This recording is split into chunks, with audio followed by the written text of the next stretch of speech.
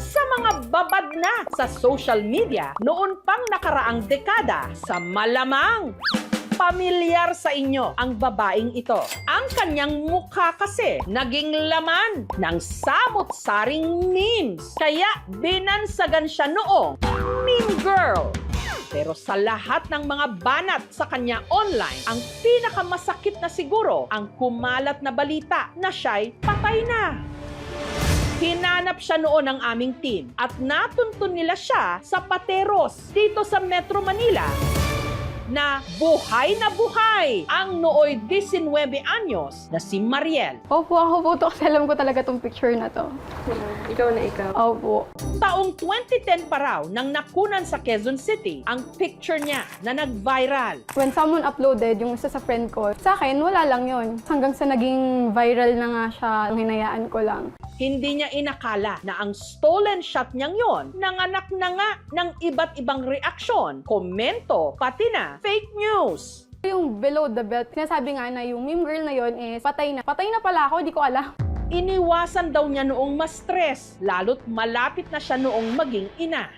Bakit daw siya papaapekto sa mga panlalait sa kanya sa eskwelahan? Gayong isa siyang consistent honor student. Pag nila i-judge yung tao based doon sa nakita nila, lalo na kung hindi nila kilala, what if namatay na nga talaga yung tao dahil doon sa ginawa nila? Makalipas ang mahigit isang dekada, ang kwento ni Mariel muling gumawa ng ingay nang ipinost ulit ang kanyang kwento. Hanggang may isang nag-post online at inako na siya raw si meme girl.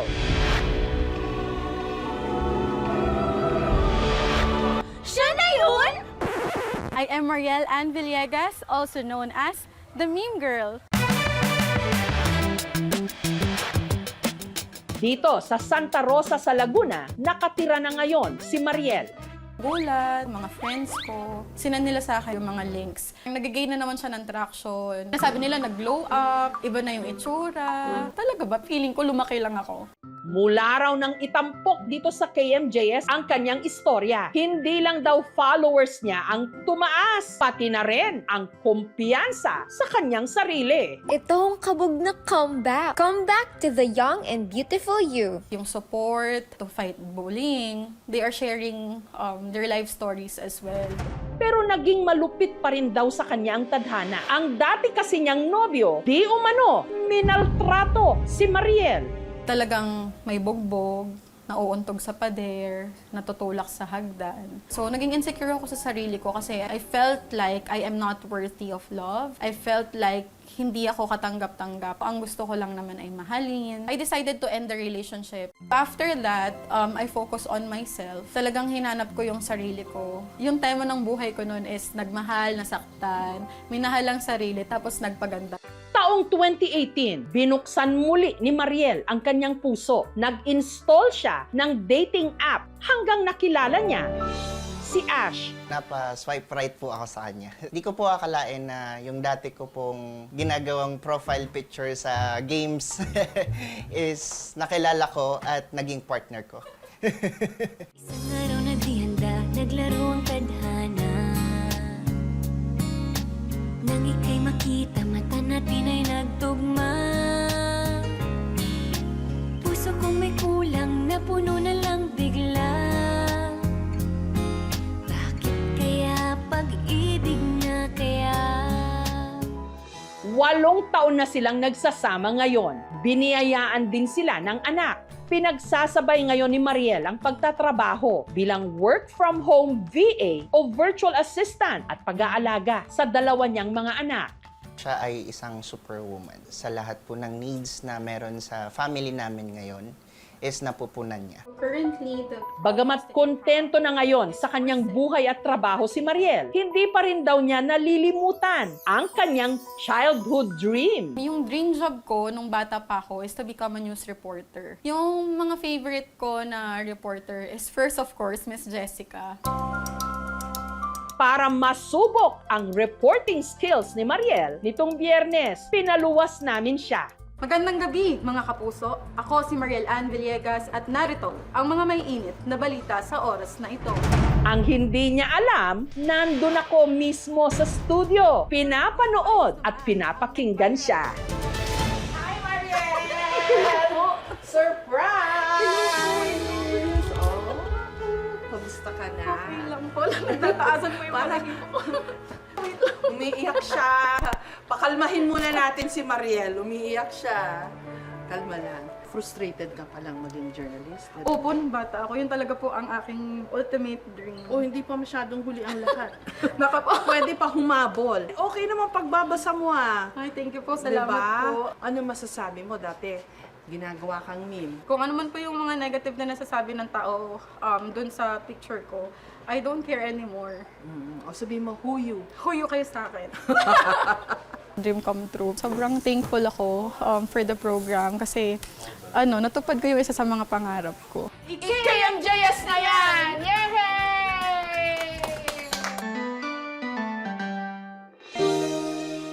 Isa pa sa nagbigay ng good vibes na istorya ng KMJS sa nakalipas na mga taon ang binansagan ng netizens na Beauty and the Bay.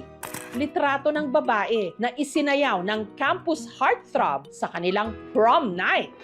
February 14, 2018, Valentine's Day. Saktong petsa rin ng huling prom ng campus heartthrob na si Chris. Naisayaw na niya ang 10 sa kanyang mga kaibigang babae. Pero nung tumugtog na ang huling kanta, lahat nagulat nung nilapitan ni Chris ang nais niya palang maka-last dance. Isang araw na di handa, naglaro ang tadhana. I saw this girl sitting away from the dance floor where everyone else has been dancing and laughing and breathing heavily. I knew for a fact that there's a problem, and I also knew that I am meant to do something. Achiever, ang outgoing grade 12 student na si Chris. Consistent top student, editor-in-chief din ng kanilang campus paper at president pa ng kanilang student council. Pero nitong mga nakaraang buwan, may nakakuha ng kanyang atensyon ang tahimik at mapag-isang si Lorraine.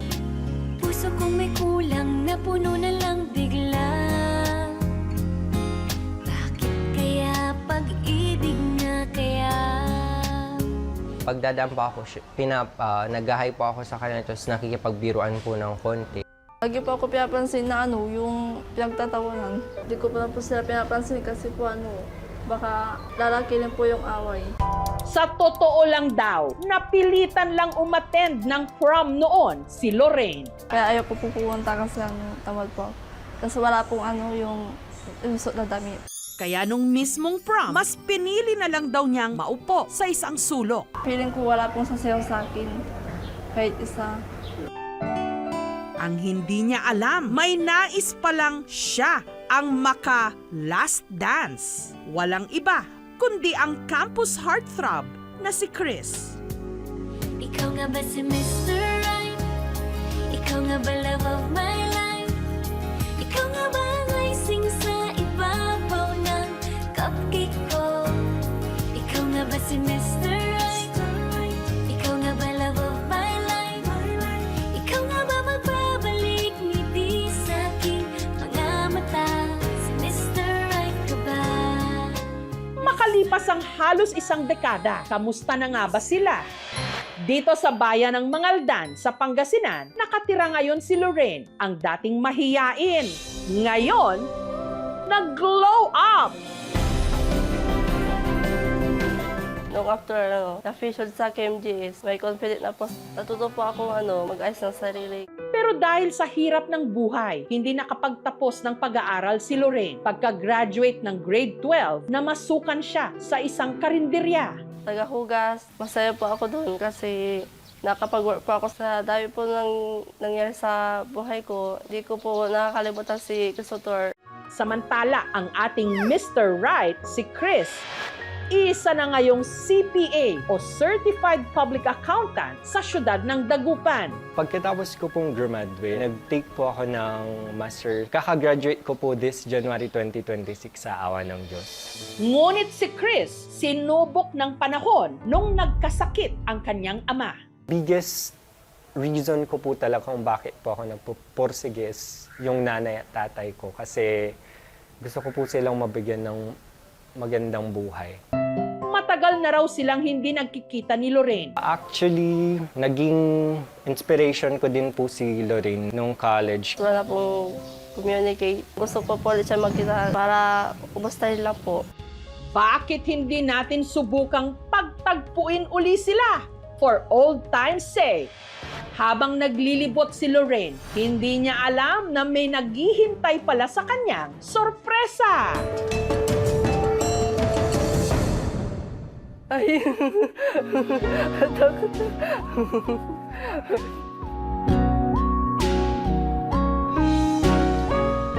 Basta ka na eh. Okay na. Okay na. Nabigla ako sa'yo. Hindi mo alam na, ano? Na... Sabi kasi ni Mama, busy ka sa work, sabi nila sa'yo kaya hindi kayo.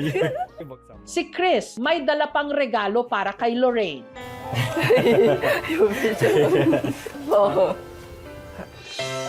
Just be yourself. Let people see the real.